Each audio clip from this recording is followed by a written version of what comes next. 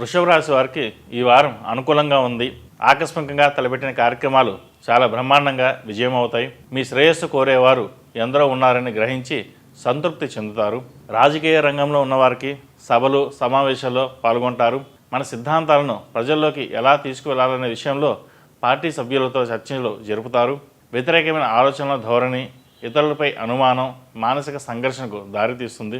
చాలా విషయాల్లో మీ అనుమానాలు కేవలం అనుమానాలు మాత్రమే. వాస్తవంలో మీకు జరిగే కీడు ఏమీ ఉండదు.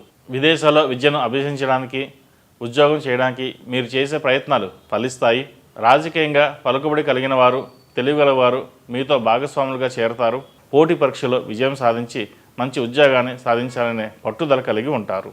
ఈ రాశిలో జన్మించిన వారు ఆంజనేయ స్వామికి ఆకుపూజ చేయడం ద్వారా మంచి ఫలితాలు సంప్రాప్తిస్తాయి. ఈ రాశిలో జన్మించిన వారికి కలిసొచ్చే సంఖ్య నంబర్ 5, కలిసొచ్చే దిక్కు తూర్పు, కలిసొచ్చే రంగు తెలుపు.